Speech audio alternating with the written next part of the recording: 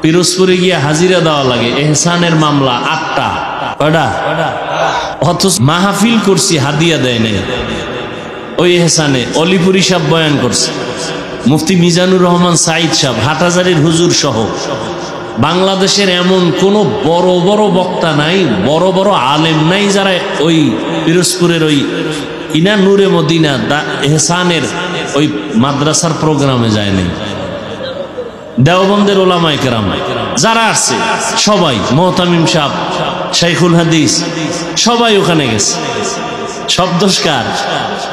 অন্যকার পিছে বয়ে যে বাসটা দেন, বুঝেন না? এখন কন আল্লাহর কাছে জবাব দিতে পারবেন নি? হিসাবটা কইরা লইেন। হায় হায়। এরপরে জেলা প্রশাসক, ডিসি, এসপি সবাই ওখানে গেছে, তাদেরকে সম্বর্ধনা দিছে, সেই ক্রেস্ট সবকিছু ওখানে, বাণী সহ এগুলো আছে। দোষ সব আমার উপরে দিয়েও যদি জাতি ঠান্ডা থাকে, থাকুক।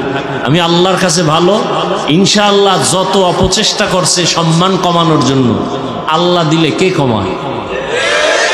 আমার বউ মাইয়া ভোলা লইয়া কম জ্বালান তো জ্বালায় না, আর কি করবা? একজনকে বিয়ে বলে 5টা করছি, একটাই ঠিক রাখা যায় না, 5টা। আর এখন তো একাধিক বিয়ার বয়ান চলতেছে ধুমধাম,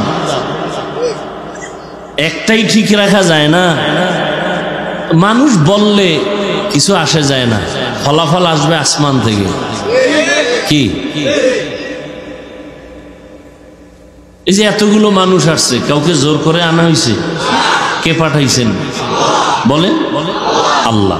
মানুষের অন্তরে এই মোহব্বত কে দিছেন? আল্লাহ দিলে আল্লাহর বিরুদ্ধে মামলা করো, যে আল্লাহ এতগুলো মানুষের মধ্যে মায়া মোহব্বত দিলা কেন এই লোকটার প্রতি? আল্লাহর বিরুদ্ধে মামলা করো।